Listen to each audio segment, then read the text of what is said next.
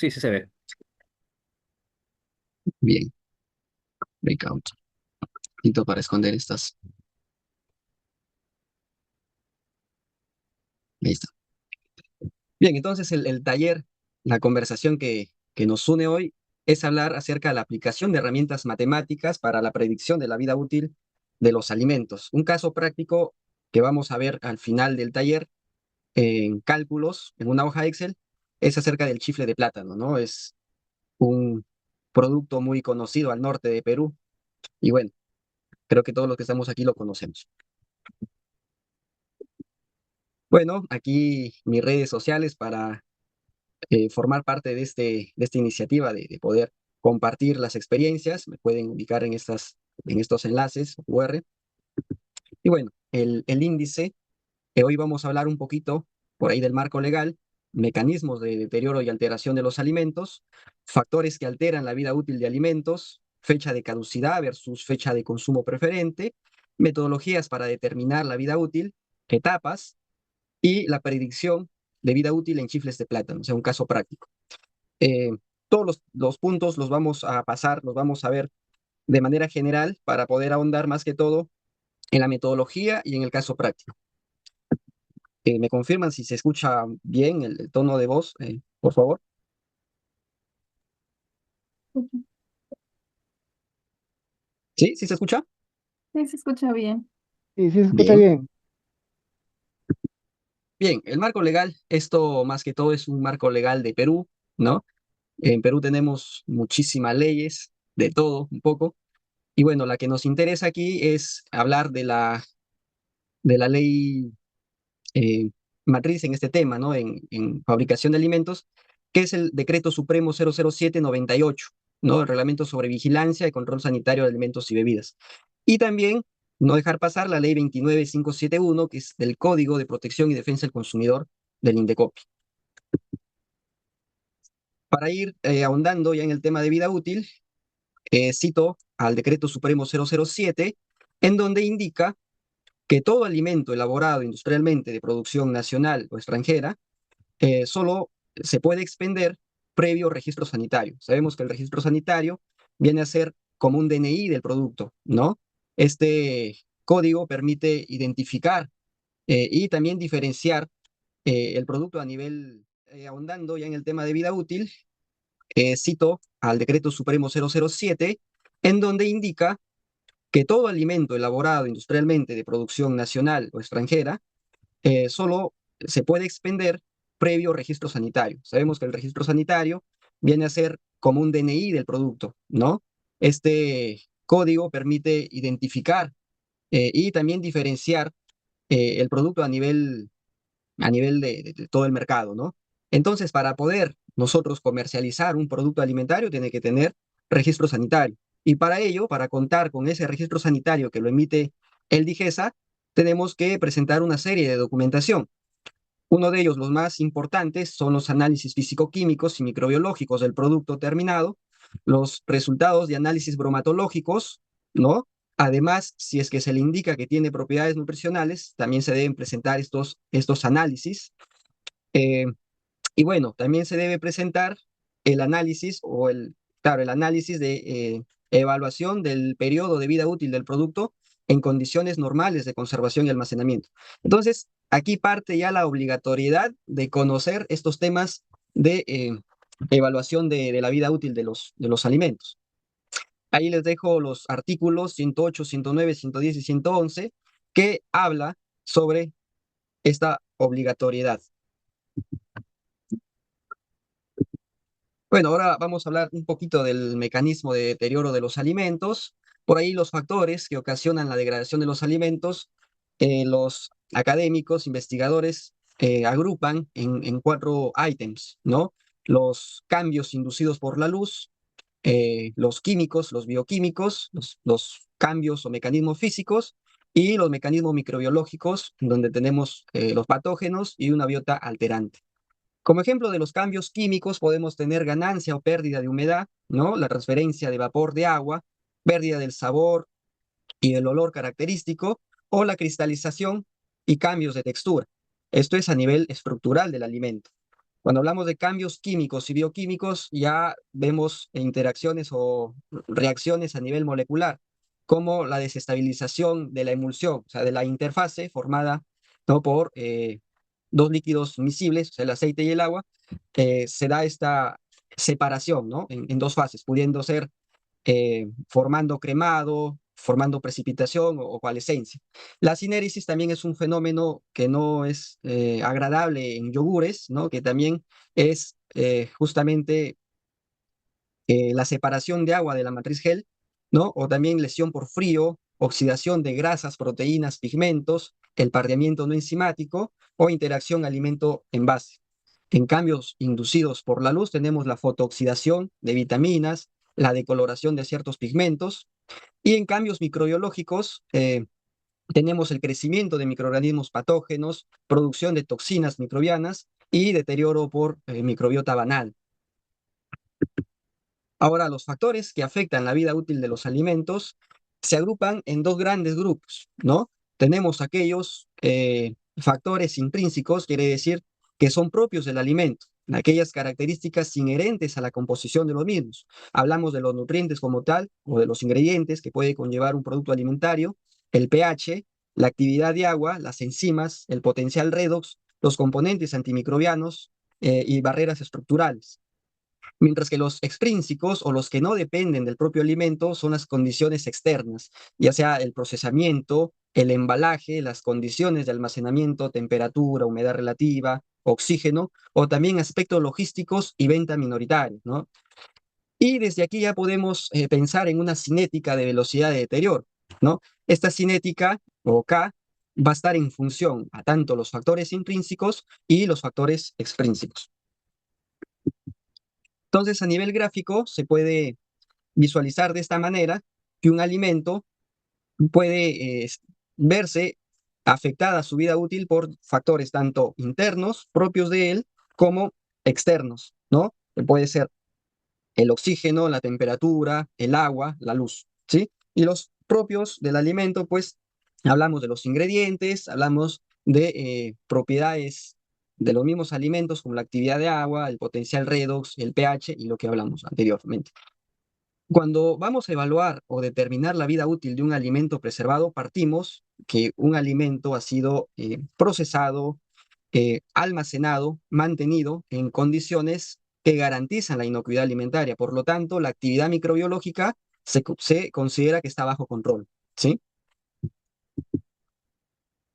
Ahora, el deterioro por grupo de alimentos, solo vamos a hablar de un grupo, de los lácteos, ¿sí? En caso de los lácteos, un mecanismo de deterioro muy conocido es la reacción de Maillard, ¿no?, que es esta reacción química entre los grupos amino de las proteínas, caso de la caseína, con los azúcares reductores, o sea, la lactosa. Aquí la lisina va a reaccionar con la lactosa y ello va a llevar a generar ciertas reacciones que en algunos productos no son tan bien vistos, pero algo otro sí.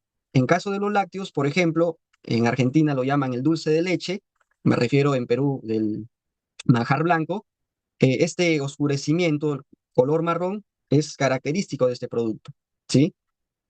También va a haber una pérdida del valor nutritivo porque al reaccionar la lisina con la lactosa, va a haber una reducción de esta lisina disponible. Van a formarse compuestos aromáticos y va a haber polimerización de las proteínas. Vamos ingresando ya a hablar acerca de la vida útil de los alimentos y en el supermercado, en los productos, nos encontramos con dos definiciones, ¿sí? Fecha de consumo preferente y la fecha de caducidad. Cuando leemos fecha de consumo preferente o consuma preferentemente antes de, se refiere a la calidad, ya que el alimento es seguro para consumir incluso después de la fecha, pero puede perder ciertas características organolépticas propias como sabor, textura o quizás características nutricionales, ¿sí? Entonces, este tipo de rotulado se utiliza para alimentos no perecibles, quiere decir alimentos que duran mucho más tiempo. Mientras que aquellos que se indica fecha de caducidad o para ser utilizado antes de, se aplica a los alimentos. Es más que todo una cuestión de seguridad.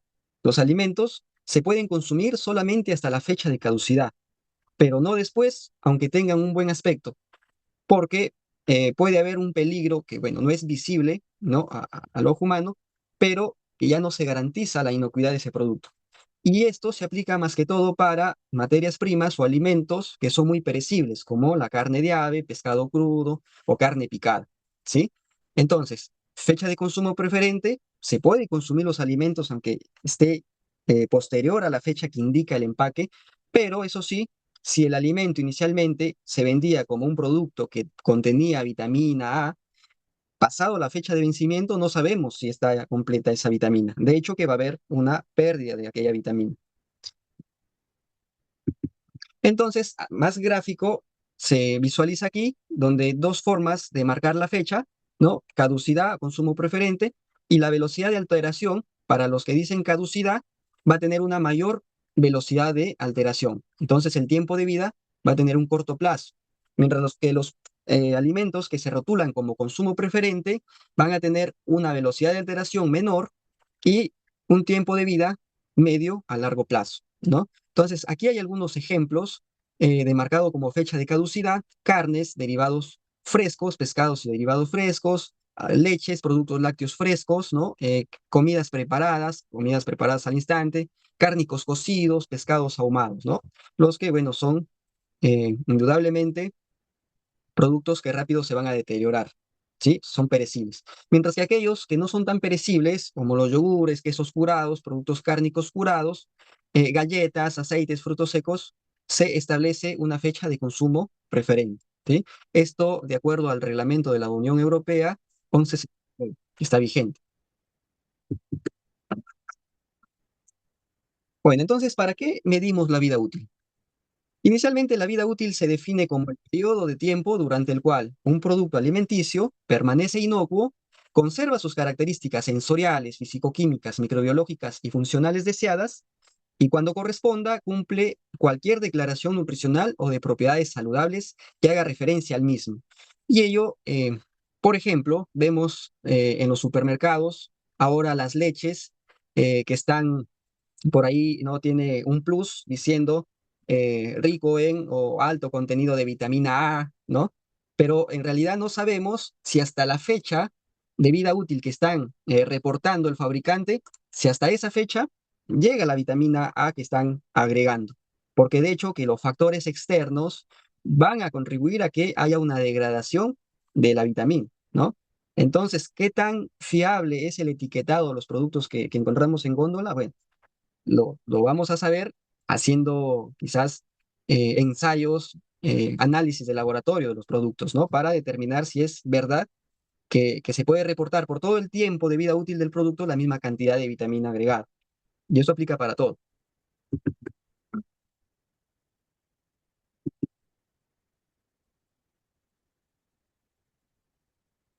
Bueno, ¿qué determina la vida útil de un producto? Hay que definir criterios de calidad que pueden ser sensoriales y nutricionales, ¿no? Los sensoriales, cambios de color, pérdida de textura, apelmazamiento, y los nutricionales, pérdida de vitaminas, degradación de proteínas, oxidación de lípidos. Nuevamente repito que para evaluar la vida útil de un producto partimos que los aspectos microbiológicos están bajo control, es decir, se ha procesado, se ha almacenado, se ha transportado en condiciones que garantizan la inocuidad alimentaria. Ahora, la importancia de la determinación de la vida útil, los estudios de vida útil deben llevarse a cabo por las siguientes circunstancias: desarrollo de nuevos productos, procesos o modificación de los existentes, uso de nuevos envases y procedimientos de envasado, cualquier cambio significativo en los ingredientes, lugar de producción o equipo, o cuando no hay estudios previos de vida útil.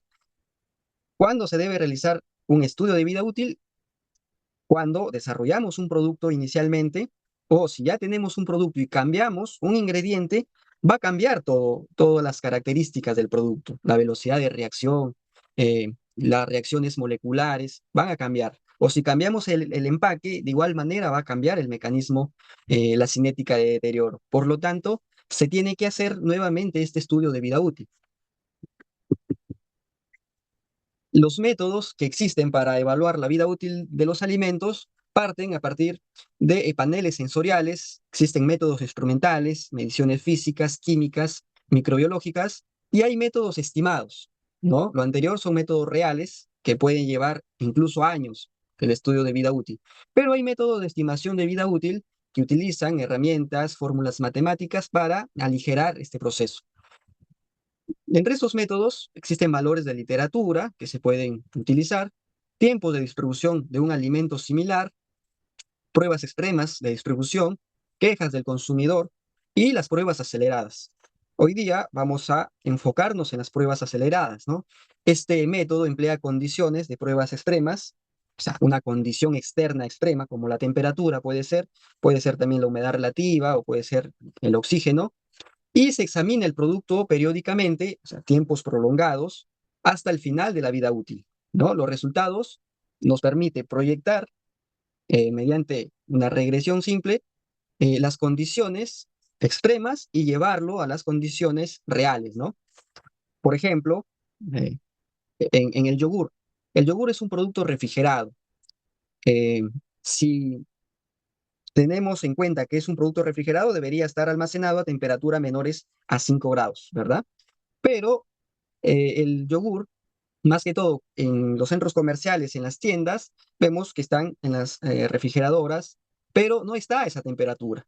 Están a cada momento abriendo las puertas, entonces hay una pérdida energética. No está a la temperatura de 5 grados. Por lo tanto, generalmente a los productos refrigerados se le mide la vida útil a un rango de temperatura de 8 a 10, porque es la real, ¿sí? Y para hacer pruebas aceleradas con yogur, y me estoy adelantando, si es un producto refrigerado, o sea que se almacena de 8 a 10 grados, las pruebas extremas sería hacerlo a temperaturas de 15, 20 y 25 y evaluar la cinética, la constante de velocidad de reacción, tener esos datos y luego por regresión nos va a permitir ir a 10 grados y conocer la velocidad de reacción y conocer el tiempo de vida útil. Bueno, me adelanté, eso lo vamos a ver más adelante con el ejemplo. Los cambios posibles en los alimentos van a ser microbiológicos, nutricionales, organolépticos, principalmente. Los alimentos preservados comienzan a perder su calidad a partir de su elaboración, ¿sí? Entonces, el día cero del procesamiento, desde ahí comienza a correr la vida útil de un alimento. Es como un reloj de arena, ¿no? Volteado. Al momento que se elabora, la vida útil comienza a correr. Vamos a ver la estimación de la vida útil por el métodos acelerados. Y bueno, aquí empezamos con las fórmulas matemáticas y aquí está presentada la ecuación de la cinética general, ¿no? La predicción de la pérdida de calidad. Esta ecuación, lo que vemos acá, el A, viene a ser el factor de calidad. Ese factor de calidad eh, del alimento puede ser el nutriente, puede ser un color, puede ser el olor, puede ser el sabor, puede ser un parámetro que se pueda determinar, ¿no? Mediante parámetros químicos, físicos, microbiológicos y sensoriales, que se pueda cuantificar en laboratorio. Y este factor de calidad va a va a tener una relación con el tiempo, ¿no? La variación, o sea, el DA, el delta de A, o sea, del factor de calidad, va a depender de la variación del tiempo. Y acá va a haber una constante. Esta constante es justamente la constante de velocidad de reacción, que es proporcional a la relación tanto del factor de calidad con respecto al tiempo y el factor con un orden aparente de reacción, que esta n, indica más que todo el ajuste que se vea cuando se tengan los datos de hacer la evaluación sensorial, se ajuste mediante regresión lineal y la que mejor valor de determinación, o sea, el R, más alto o cercano a uno tenga, ese va a ser el orden que se utilice, ¿sí? Pero esta es la forma de expresar matemáticamente la alteración o pérdida de calidad que puede tener un alimento. Este factor va a estar influenciado por la variación del tiempo y por esta constante. ¿Sí? Entonces, va a tener signo positivo o negativo. Esto va a depender de, es positivo cuando la pérdida de calidad se expresa por la aparición de un producto final. Por ejemplo, en productos fritos va a haber presencia o aparición de peróxidos, ¿no? Porque hay reacciones químicas entre el aceite que se utilizaba para freír con el oxígeno y va a formar estos peróxidos. Estos peróxidos van a reaccionar y formar cetonas, aldehídos, y le va a dar el olor característico a rancio, ¿no? A los productos grasosos. En este caso, como hay un incremento de este factor de calidad, en la fórmula se va a considerar como positivo. Y por otro lado, se va a considerar negativa cuando el deterioro implica una reducción de ese factor de calidad. Por ejemplo, si inicialmente en la producción estoy reportando, se me ocurre, es un ejemplo, 10 miligramos de vitamina A, con el tiempo, quizás al final de la vida útil se va a reportar 5. Entonces, va a ser negativa porque se está perdiendo este factor de calidad, ¿sí? Entonces, la cinética de reacción va de un producto A un producto B. Podemos, cuando tengamos los datos, o sea, el tiempo con respecto a esta velocidad de reacción, a este parámetro de calidad, color, textura, y cuando lo grafiquemos, vamos a poder determinar el orden, ¿no? Porque cuando mejor se linealice, o sea, mejor se ajuste, va a pertenecer tanto al orden cero o al orden uno. Pero la fórmula general para poder determinar este comportamiento en el orden cero va a ser la C, pueden decir concentración final o factor de calidad final, es igual al factor de calidad inicial más menos, ya vimos cuándo era más y cuándo era menos, por la constante de velocidad de reacción multiplicada por el tiempo, ¿sí? Y lo que vamos a hacer es linealizar esta reacción y ver cuál es su comportamiento. Eh, si es que no linealizar en orden cero, podemos linealizarla en orden uno. Para ello aplicamos el logaritmo natural a la ecuación y nos va a quedar de esta forma. Aquí está linealizada para poder realizar una correlación lineal y determinar la pendiente, que la pendiente sería el valor de la constante. ¿Sí? Bueno, eso lo vamos a ver más adelante. Entonces, a nivel de industria alimentaria, se utilizan solo dos órdenes, el orden cero y el orden uno, ¿sí? Pero bueno, también aquí se grafica el orden 2 para conocimiento. Bien, en el orden de reacción cero, como ya indicamos, entonces partimos de la ecuación general, ¿no? Donde el delta del factor de calidad depende de la variación del tiempo, ¿no? Va a ser igual a esta constante de velocidad de reacción por 1. ¿Por qué 1? Recuerden que acá el factor de calidad estaba elevada a la n, ¿verdad? Y al ser n0, entonces pasaría a ser 1. La ecuación que nos queda, la ecuación final, es esta, ¿no? Esta, donde A final, o sea, el factor de calidad final es igual al factor de calidad inicial menos la velocidad, la constante velocidad de reacción por el tiempo.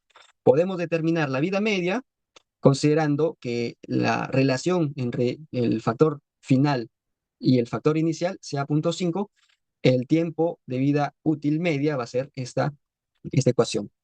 Esta orden de reacción cero es aplicable más que todo para degradación enzimática, ¿sí? Tanto de frutas, vegetales, alimentos congelados, pardeamiento no enzimático en cereales secos, productos lácteos, alimentos secos para mascotas, oxidación de lípidos, el desarrollo de rancidez en bocaditos, alimentos secos y alimentos para mascota. Eso está reportado, ¿no? Estos son reportes de investigadores que han trabajado con ello. Pero no quiere decir que tus datos sin hacer una regresión, digas que sea una reacción cero. Primero tenemos que generar la reacción y ver el ajuste. Aquí a la derecha ven la gráfica, ¿no? En donde hay dos curvas, ¿no? Una que está ajustada muy bien, ¿no? Que es justamente la de orden cero y la de orden uno no ajusta a la recta, ¿no? Entonces, en este caso, estamos hablando de una reacción de orden cero, el comportamiento, ¿no?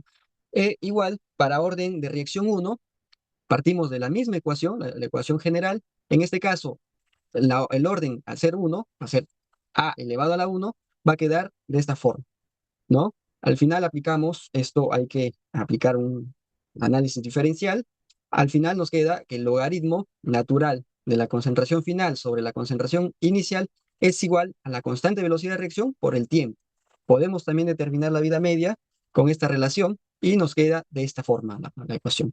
Y la BUSA, que es el investigador que más años tiene y investigaciones en este tema, reporta que para este grado se utiliza para rancidez de aceite más que todo, crecimiento microbiano, producción microbiana de sabores indeseables y limo esto en carnes, pérdida de vitaminas, pérdida de calidad proteica. Es bueno tener estas referencias y también evaluar la cinética con los datos que podamos obtener del análisis de vida útil que realicemos a los productos. Aquí un ajuste de esta recta. Este modelo se ajusta muy bien a la reacción 1, ¿no? Aquí un factor, un coeficiente de determinación de 0,99. Aquí, bueno, las fórmulas generales que ya las vimos a detalle. Y ahora vamos a hablar del modelo Arrhenius, porque esta fórmula de Arrhenius, que se aplicaba, bueno, inicialmente solo a reacciones moleculares químicas, también tiene una aplicación en los alimentos. ¿Por qué? Porque hay un efecto de la temperatura sobre la velocidad de reacción. A cada temperatura de evaluación, la velocidad de reacción va a comportarse de distinta manera. Entonces, se tiene que evaluar esta temperatura con respecto a la velocidad de alteración. Esto nos lleva, ¿no?, a los métodos cinéticos, que es la velocidad de crecimiento específico o la velocidad de reacción que estamos analizando en este momento. Aquí la ecuación de Arrhenius, ¿no?, donde la constante de velocidad de reacción va a ser igual a un A, que es un factor preexponencial o un factor inicial de esa constante, por la exponencial a la menos energía de activación sobre la constante universal de los gases por la temperatura en absoluto. Aquí la segunda ecuación está linealizada más que todo para que se nos haga fácil. Ya lo vamos a ver más adelante. Bueno, aquí, como les indicaba, la ley de Arrhenius nos indica la dependencia de la K, o sea, la constante de velocidad de reacción con la temperatura. A cada temperatura vamos a tener una velocidad de reacción. Y esto lo podemos observar o imaginar a simple vista. Un yogur refrigerado a temperatura 5 grados va a durar más tiempo que un yogur eh, mantenido a temperatura ambiente. ¿Por qué? Porque a mayor velocidad, perdón, a mayor temperatura, la velocidad de reacción en el alimento va a ser más rápido. Entonces, la velocidad deteriorativa va a ser mayor. El producto se va a echar a perder más rápido. Entonces, bueno, acá está la ecuación de Arrhenius, igual linealizada. Al linealizar nos permite justamente graficar los datos que obtengamos, claro, llevándolos al logaritmo natural, y poder determinar la pendiente de esta recta. Y la pendiente va a ser la energía de activación sobre la constante universal de los gases. De esta manera nos permite determinar la energía de activación, que es aquella energía mínima necesaria para que se lleven a cabo las reacciones. Y esa energía mínima necesaria también va a ser distinta para cada temperatura, ¿sí? Y para cada alimento, claro, claro está. Una pendiente excesiva significa que la reacción es más dependiente de la temperatura, ¿no? Claro, si vemos el gráfico, aquí la ordenada es el logaritmo de K, que viene a ser esto, ¿no? Con respecto a la abscisa, que es 1 a la inversa de la temperatura, o sea, esto, ¿no? Esta parte. Pero la temperatura en absoluto.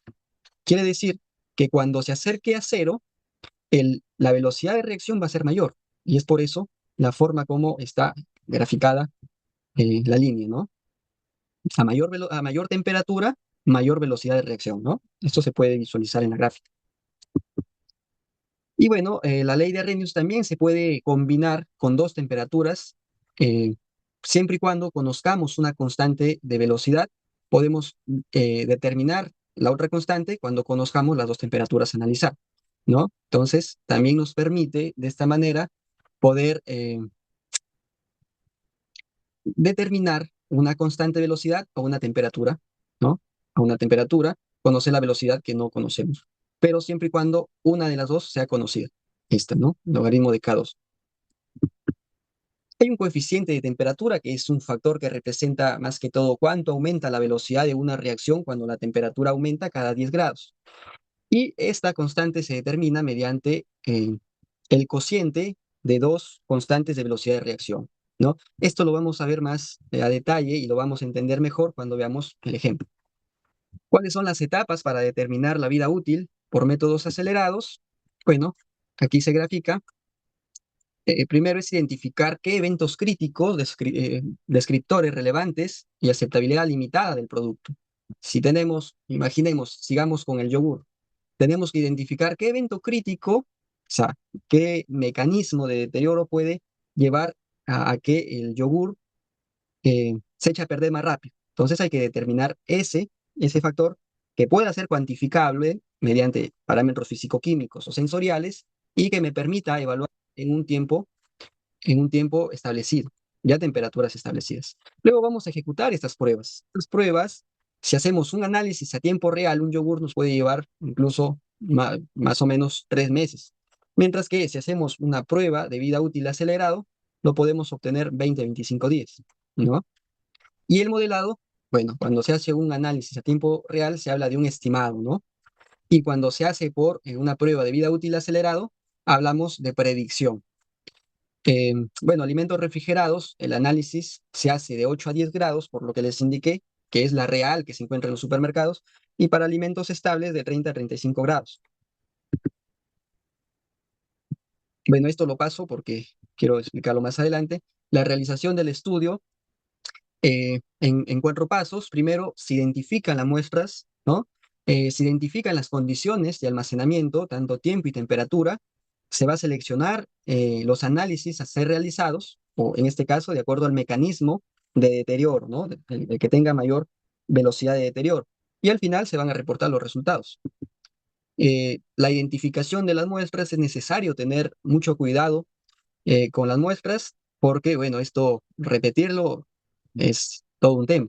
Y para ello nos sirve mucho saber identificarlos desde el día uno de la investigación, ¿no? Bueno, también como recomendación se conviene almacenar ejemplares adicionales de las muestras porque a veces cuando se hacen los análisis se pueden echar a perder y es bueno tener por ahí un duplicado. Todas las muestras deben estar almacenadas en las mismas condiciones equivalentes y todas sus caras deben estar expuestas a la misma atmósfera, ¿sí? Esto tener en cuenta cuando se lleve a cabo el experimento.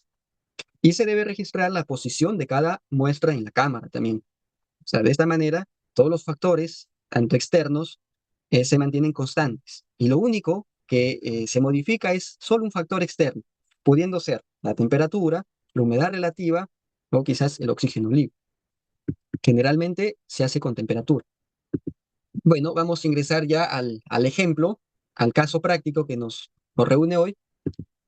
Los chifles de plátano son bocaditos muy conocidos, ¿verdad? Elaborados, no tienen mucha ciencia, ¿no? Son hojuelas de plátano verde fritos en aceite vegetal y son muy comunes en el norte de Perú. Incluso podemos decir que su lugar de origen es Piura, ¿no? Eh, Bueno, el proceso de fritura es por inmersión, implica cambios químicos y físicos en los alimentos que incluye la gelatinización del almidón, la desnaturalización de la proteína, la vaporización de agua y formación de la corteza. Eso es lo que le da la crocantez característica, que justo la desnaturalización de proteínas y esta gelificación de los almidones, ¿no? Entonces, ¿cuáles son los cambios debido a las grasas y las reacciones del aceite durante las frituras? Puede haber cambios de color, oxidación, polimerización, incluso hidrólisis. El cambio de color, bueno, esto está aquí, un claro ejemplo, la reacción de Maillard, que los azúcares, los almidones, proteínas compuestos de azufre y metales contenidos en el alimento van a reaccionar con el aceite, causando el oscurecimiento del aceite. Este oscurecimiento del alimento está también relacionado con la velocidad de renovación de aceite. Si es que no se cambia el aceite a periodos prolongados, pues lo que va a hacer es que se oscurezca el producto, ¿no? El chifle. La oxidación, a mayor temperatura, mayor va a ser la velocidad de oxidación. La temperatura es uno de los parámetros que veíamos que acelera las velocidades de reacción eh, generalmente, ¿no? La menor oxidación a temperaturas bajas de fritura, hay una máxima renovación de aceite y esto evita la contaminación por cobre. Entonces, si queremos menor oxidación, es freír a bajas temperaturas por debajo de los 200, 170, por debajo debe ser, y hacer una renovación frecuente del aceite y esto va a evitar justo la oxidación. La polimerización se puede dar por la oxidación oxidativa, que va acompañada justo de esta polimerización. Va a haber una formación de polímeros volátiles como los peróxidos, ¿no? Estas sustancias formadas debido a las reacciones que ocurre tanto de los ácidos grasos insaturados con el oxígeno, ¿no? Eh, y esto justamente vamos a evaluar más adelante. Entonces, aquí un resumen, más que todos los mecanismos de deterioro vinculados a la oxidación de lípidos, es la rancidez organoléptica, la pérdida de crocantez, la decoloración, la pérdida nutricional, la destrucción de ácidos grasos esenciales y pérdida de vitaminas liposolubles que están adheridas a las grasas, ¿no? Entonces, los radicales libres que se van a formar como producto de la reacción eh, de los ácidos grasos insaturados con el oxígeno, se van a generar estos peróxidos, o sea, los radicales libres, que al final van a generar también los aldehídos y cetonas, que estas sustancias son las que generan el olor característico, el enranciado, ¿no? Bueno, aquí está el método para determinar el valor de peróxido, que va a ser justamente el, el, el mecanismo elegido para determinar la vida útil en chifles, que sería la producción de peróxido, ¿no? En los chifles. Este índice de peróxido indica el grado de oxidación, ¿no? Un valor bajo de peróxidos va a indicar una buena calidad de los aceites. Quiere decir que si se reporta un valor alto de peróxido, quiere decir que el, el chifle está, su vida útil está cortándose. Estos ácidos grasos libres insaturados que les mencionaba, como el linolénico, reaccionan con el oxígeno y forman los peróxidos, ¿no? Esto da lugar a una serie de reacciones en cadena que generan la producción de los volátiles olorosos, las cetonas y los aldehídos, ¿no? Estas reacciones también se aceleran a las altas temperaturas, a la exposición de la luz, el oxígeno. Bueno, aquí tenemos ya un grupo de trabajo para evaluar o analizar la vida útil de los chifles de plátano. Esto, bueno, los créditos al magíster Jaime Basilio Atencio de la Universidad Nacional Agraria de La Molina, que justamente es eh, su investigación de tesis, ¿no? Que he tomado para con fines académicos. Entonces, se procede a elaborar los chifles de plátano a 180 grados por 3 minutos, una relación plátano-aceite 1:10. Se hace la conducción de las pruebas aceleradas, ¿sí? Teniendo ya los chifles, lo que se va a hacer, se va a proceder a almacenarlas a temperaturas de 30, 40, 50 y 55. Estas pruebas de chifles que se almacenen deben estar todas a las mismas condiciones, ¿sí? Condiciones equivalentes. Quiere decir, en el mismo empaque, ¿sí? El mismo peso, eh, las mismas condiciones del empaque. Lo único que va a cambiar es la temperatura de la cámara donde se van a almacenar, ¿sí? Que tiene que estar a 30, 40, 50 y 55. Luego, durante un tiempo prolongado, lo que se va a hacer es determinar el peróxido de cada muestra, ¿no? Lo vamos a determinar cada periodo de tiempo. Esto se puede establecer, puede ser cada 4 días, cada 5 días, por 50 días, por ejemplo. Es un ejemplo que les estoy dando, ¿no? Luego de determinar estos peróxidos, que sería el factor de mayor velocidad de reacción de degradación del alimento, vamos a determinar la constante de velocidad de reacción, ¿no? La K, mediante las fórmulas que las hemos visto. Y la orden de reacción. Y esta orden de reacción, ¿se acuerdan que les comenté que se debía graficar el tiempo con respecto, en este caso, al valor de peróxido y mediante regresión lineal ver si es que se ajusta a grado 1 o al grado 2, al orden, perdón, orden 1 y orden 0. Y el que mejor se ajuste, ese va a ser el orden que se utilice. Luego de determinar esta constante, vamos a determinar la energía de activación, porque dijimos que este es para un producto específico, es único y está condicionado a la temperatura. Por lo tanto, tenemos que determinar mediante el modelo de Arrhenius. Y bueno, predecir la vida útil en función al valor de peróxido. Entonces, aquí completando la información de estos pasos, tenemos las hojuelas de plátano frito, las muestras a evaluar. Se eligieron, en este caso, temperaturas de 30, 40, 50 y 55, son temperaturas extremas para poder eh, determinar la vida útil. Un mes se evaluó a un intervalo de análisis de 4 días. Selección de los análisis a ser realizados, que esto, como dijimos, es de acuerdo al mecanismo de degradación, el que tenga mayor velocidad de degradación, ese es el que se elige. En este caso tenemos dos, que es la rancidez oxidativa y la pérdida de crocantez. El investigador, autor de este estudio, partió de que la pérdida de crocantez va a depender del tipo de empaque. Si colocan un empaque bilaminado, entonces no va a tener problemas, mientras que la rancidez oxidativa eh, puede que lleve a que el producto se deteriore más rápido. Entonces, aquí se va a trabajar con valor de peróxidos y al final se va a reportar el informe. Bueno, aquí los datos. eh, Termino con este slide y vamos a los cálculos para explicarles cómo se realizaron. Los comentarios. como se dijo, el índice de peróxido indica más que todo la oxidación de los aceites. Y la oxidación de los aceites en este tipo de productos se debe más que todo cuando los aceites contienen ácidos grasos insaturados. Los ácidos grasos insaturados son eh, más propensos a la oxidación, ¿no? Son mucho más débiles, por lo tanto se oxidan a la presencia de oxígeno o de la luz.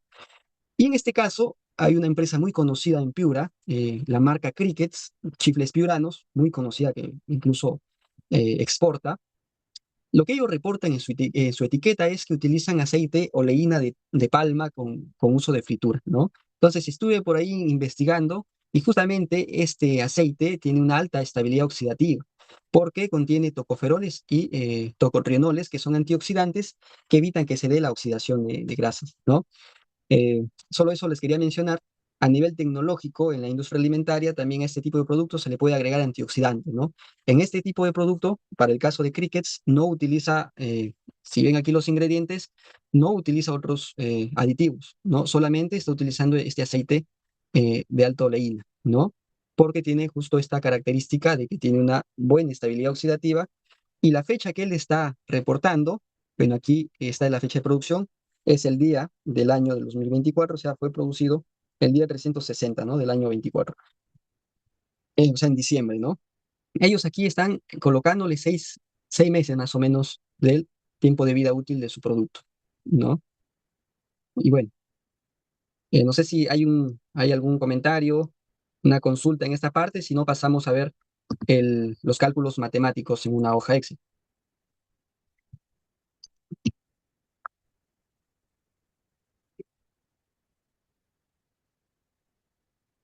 Hola, hola.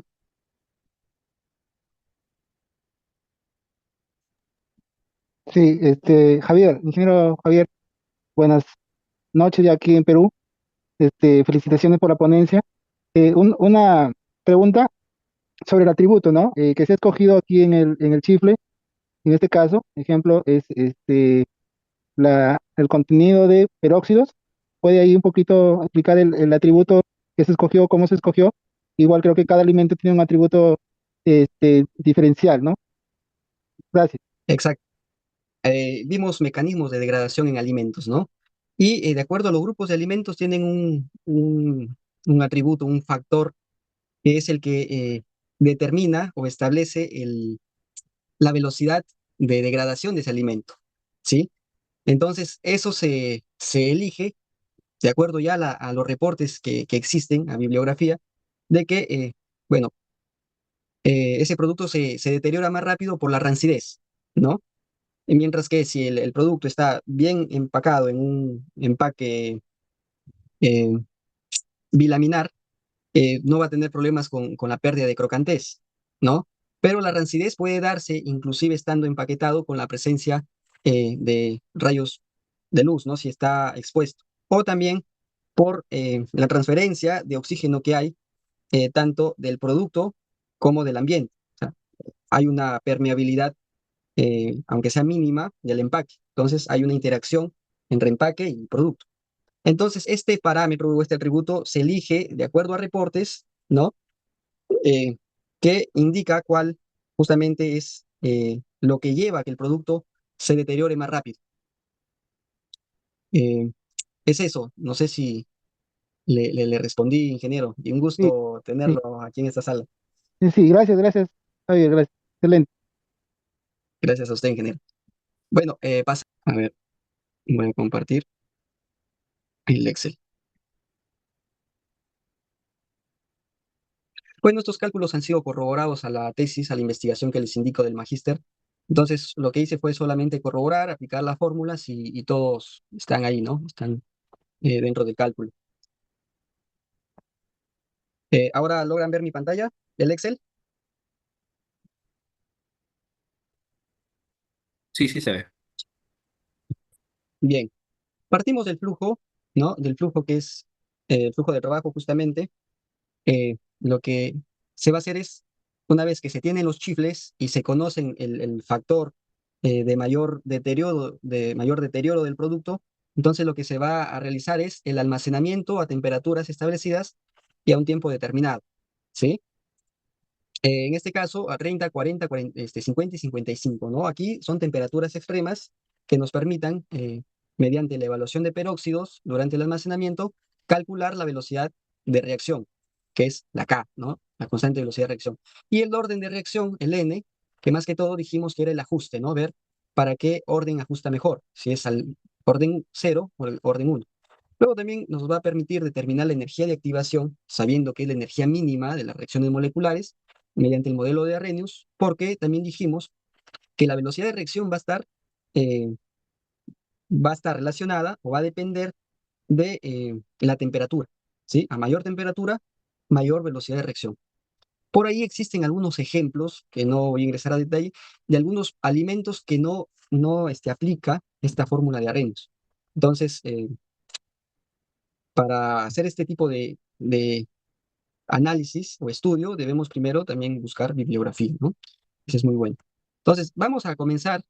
Imaginemos que ya aquí se ha almacenado a 30, 40, 50 y 55, o sea, en 4 cámaras distintas, estos chifles, claro, empaquetados, con el mismo fill, el mismo pesaje, eh, todas las constantes, todas las otras variables constantes. Vamos a determinar, ¿no? Cada 4 días dijimos los peróxidos, ¿no? Vamos a sacar una muestra y vamos a evaluar, ¿no? Y nuevamente los guardamos. Eh, Teniendo ya estos datos del índice de peróxido o el nivel de peróxido, perdónenme un momentito, teniendo estos nivel de peróxido o valor de peróxidos de cada muestra por tiempo prolongado, podemos graficarlo, ¿no? Y justamente acá está. Acá están los valores, no sé si se logra ver bien o lo acerco más. A ver, ahí. Aquí están los valores de peróxido reportados en el equivalente por oxígeno sobre kilogramos, ¿no? eh, por hora, ¿no? Entonces tenemos 30, 40, 50 y 55. El investigador evaluó cada 4 horas durante 764 horas, ¿sí? O sea, durante 32 días. Entonces, fue determinando, fue analizando la cantidad de peróxidos en su muestra y los resultados son estos para cada tratamiento, ¿no? Cada temperatura. Entonces, ya tenemos aquí el tiempo y tenemos los resultados del valor de peróxido, ¿no? Tenemos los valores de peróxido para cada temperatura. A nivel regulatorio, la norma técnica, bueno, es una ficha técnica, no es norma técnica del INACAL, es una ficha técnica a la que se ha guiado este investigador, en donde indica que el límite permitido para la oxidación de lípidos es 10 equivalentes de oxígeno por kilogramo de grasa, ¿sí? Quiere decir que a este valor es aceptable. Más arriba ya eh, se puede sentir el aroma característico a rancio, ¿no? Entonces ya no es un producto para el consumo, no es bien aceptado. Entonces, este es el límite permitido, ¿no? Que sería 10 equivalentes. Entonces, solo partimos hasta ese valor. Vamos a tomar todos los datos hasta el valor máximo, que es 10 equivalentes, ¿sí? Que sería a la hora 502 o al día 21, ¿sí? Hasta ahí vamos a trabajar los datos y justo porque también tenemos en todas las temperaturas. Bien, entonces vamos a aplicar el orden 0. ¿Qué hacemos? Fácil, podemos esto graficarlo, tiempo versus el valor de peróxido para cada temperatura, ¿sí? Y aquí vamos a determinar justamente la ecuación de la recta. Y bueno, sabemos que la ecuación de la recta eh, es Y es igual a la pendiente por X más el C, ¿no?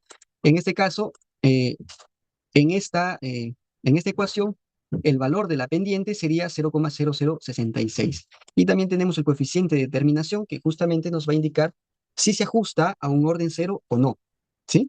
Entonces, aquí tenemos la ecuación linealizada, ¿sí?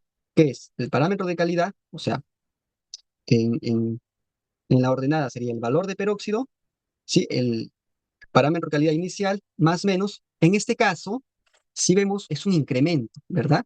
Porque en la hora 5 del primer día, él mide y tiene 6,25, ¿no? 6,25 equivalentes de oxígeno por kilogramo de grasa, es lo que reporta inicialmente. Y fue creciendo este valor de peróxido en el producto. Entonces, se va a tomar el signo positivo. Lo que vamos a determinar es la constante, ¿no? La velocidad de reacción. Y por eso es que se grafica el tiempo en el X y en el Y se grafica el valor de peróxido. Y eso me va a dar la constante que va a ser el valor de K, ¿sí? Entonces, aquí se graficaron por regresión lineal y se ajustaron al orden cero y podemos ver que no se ajustan, ¿verdad? No tienden a ser una recta con el orden cero, ¿sí? Entonces, no hay un ajuste. Si evaluamos el coeficiente de correlación, está a 0,93, 0,86, está lejano, ¿no? Y visualmente en la gráfica no se observa una recta, ¿no? Por lo tanto, eh, aplicamos el orden 1, que sería aplicado la fórmula general, aplicándole el logaritmo natural. Entonces aquí llevamos los mismos valores que tenemos acá presentados en la tabla principal, le vamos a aplicar el logaritmo natural, ¿sí? Aquí está el logaritmo natural. Igual nos vamos a graficar tiempo con el logaritmo natural de los peróxidos, ¿sí? Y se dan cuenta que aquí ajusta mejor la recta, ¿no? Entonces, podemos tomar eh, el orden 1, porque se ajusta mejor bueno, la tendencia se ajusta mejor a esta una ecuación de la recta, ¿no? Y vemos valores de correlación, coeficiente de correlación mucho más altos, ¿sí? Como les indiqué, a nivel de industria alimentaria, investigaciones de vida útil para alimentos, se utiliza generalmente el orden cero y el orden uno, ¿sí? Entonces, con eso es suficiente. Pero bueno, si es que les interesa y quieren ver qué ocurre en el orden 2, también lo apliqué acá. Igual, en este caso se aplicaría la ecuación general, pero sería la inversa, ¿no? También aquí está linealizada, entonces tenemos que llevar a la inversa el valor original del contenido de peróxidos y linealizarlo. Y aquí tiene un mejor ajuste, pero bueno, por lo que les indicaba, la bibliografía indica que para alimentos utilizamos el orden cero y uno y aparte reportes de otros investigadores toman el orden uno para el caso de oxidación, ¿sí? Entonces, de esta manera ya hemos calculado, ya calculamos, eh, estamos acá, estos son los valores llevados al logaritmo natural, ¿sí? De acuerdo a la ecuación, aquí está linealizada, determinamos la ecuación de la recta, donde la pendiente va a ser el valor de K. Los valores de K los tenemos acá, ¿sí? Para cada temperatura. Eso sí, acuérdense que la velocidad, la constante velocidad de reacción va a ser para cada temperatura, ¿sí? Entonces, miren cómo incrementa. Ya se puede ver un incremento, ¿no? Se puede ver un incremento que se va dando a medida que sube la temperatura. Entonces, una vez que tenemos, a ver, acá estamos en este punto, determinamos la constante velocidad de reacción y determinamos que el orden de reacción es grado 1 o reacción 1. Ahora vamos a determinar la energía de activación. La energía de activación mediante la fórmula, la ecuación de Arrhenius, ¿no? Esta es la ecuación de Arrhenius, ¿sí? Eh, que, bueno, nos indica, ¿no? La relación que existe entre la temperatura y la constante de velocidad de reacción, ¿no? Y, bueno, la energía de activación, que es la mínima energía necesaria para que inicie la reacción, ¿no? Entonces, tenemos esta ecuación, podemos linealizarla de esta manera, ¿no? Aquí son expresiones matemáticas. Para eliminar este exponencial, lo que hacemos es aplicar logaritmo natural a los otros factores, entonces esto baja. Aquí, es linealizada esta ecuación, ya podemos graficar. Para eso tenemos la temperatura, pero es absoluta, o sea, en Kelvin, ¿sí? Está la temperatura absoluta y los valores de K. Estos valores de K son los que determinamos anteriormente, ¿no? Los que determinamos con la ecuación general, ¿sí? Entonces ya tenemos estos valores de la constante velocidad de reacción. Teniéndolas, bueno, vamos a solamente enfocarnos en el orden uno porque establecimos que era el que mejor se ajustaba al modelo. Entonces, teniendo estos valores y teniendo la temperatura, lo que hacemos, miren ustedes aquí la ecuación, tenemos el logaritmo natural de la constante de velocidad de reacción y tenemos uno sobre la temperatura, la inversa de la temperatura. Entonces aquí se aplica la inversa de la temperatura y se grafica, ¿no? Eh, Se grafica estos parámetros y nos va a dar que la pendiente va a ser igual a la energía de activación sobre la constante universal, ¿no? Entonces, eso fue lo que se hizo aquí. Miren, también se hizo orden cero, orden 2. Y bueno, el orden cero no se ajusta muy bien a una ecuación lineal, ¿no? A una ecuación de la recta. Mientras que el orden uno tiene un mejor ajuste. el coeficiente de determinación de 0,92. El orden 2 también lo hicimos, bueno, eso sí, ya no tiene un buen ajuste, ¿no? Sale completamente, está muy lejos a la tendencia a la recta. Entonces, aquí ya determinamos la velocidad, perdón, la energía de activación que nos hacía falta mediante la ecuación de la recta, sabiendo que es la pendiente, ¿no? Eh, entonces, bueno, no es la pendiente, viene a ser la energía de activación sobre la constante universal de los gases. Pero si sabemos el valor de la constante, eso lo sabemos, lo sabe todo el mundo, entonces se puede determinar la energía de activación, ¿no? Entonces, bueno, se calculó la energía de activación, eh, ¿no? Y con esa energía de activación, nosotros estamos trabajando con, eh, bueno, y esto ya lo determinamos, que era en orden 1. Entonces, debemos basarnos en ello, ¿no? Entonces, esta sería la energía de activación, o sea, ya haciendo aquí el cálculo, determinamos la energía de activación, ¿no? En kilocalorías sobre mol por gramo, ¿no? Y el ajuste para esto es el más alto, ¿no? Tiene un coeficiente de determinación de 96. De esa manera determinamos la energía de activación, ¿no? Que nos hacía falta para aplicar esta fórmula, ¿no? Bueno, con esta fórmula determinamos la energía de activación. Y ahora sí vamos a predecir ya la vida útil con las regresiones que hemos hecho. Entonces, hay una consulta.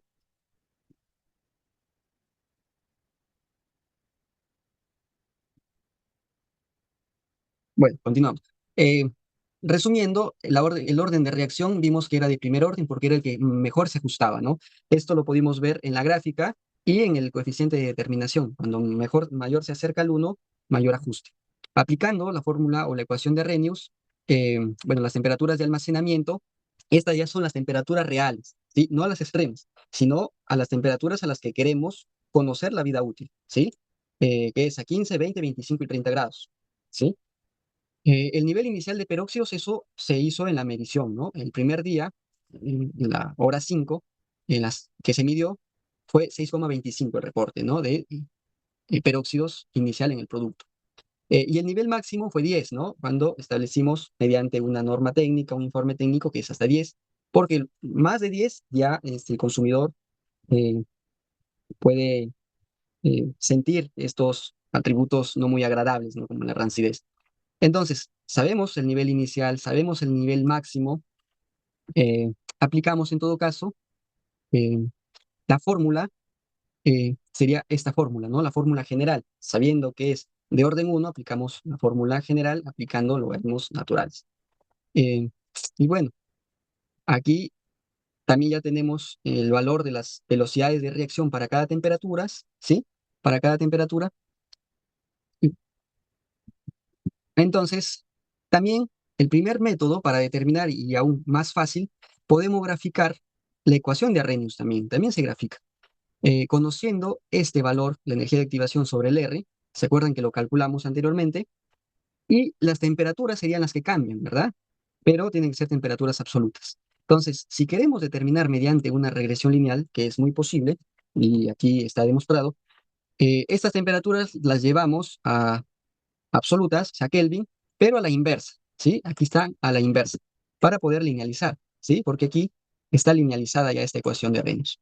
Entonces, lo que vamos a graficar en este gráfico va a ser el logaritmo de la velocidad de reacción, ¿no? Que acá está, eh, que este logaritmo lo podemos determinar mediante la ecuación de la recta.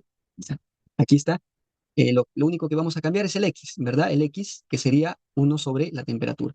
En caso de la temperatura 15, vamos a colocar aquí, en la ecuación de la recta, aquí vamos a colocar el valor de 15, pero a la inversa y en temperatura absoluta. Y de esta manera determinamos el valor de la constante a 15 grados, ¿sí? Y de esa manera lo hacemos para tanto 15, 20, 25 y 30 grados, ¿sí? ¿Por qué? Porque estamos sacando puntos, o bueno, en todo caso estamos alargando aquí la ecuación y para determinar a estas temperaturas cuánto es la velocidad de reacción.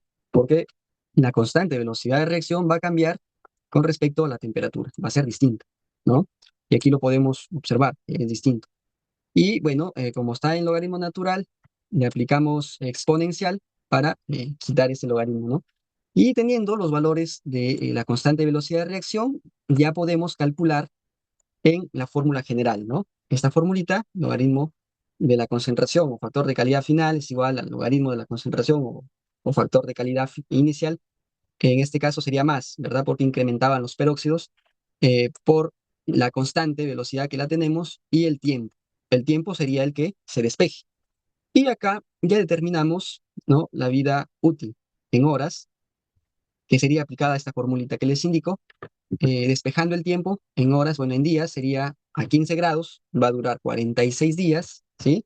A 20 grados va a durar 36 días, a 25 va a durar 29, a 30 días va a durar 22 días, más o menos.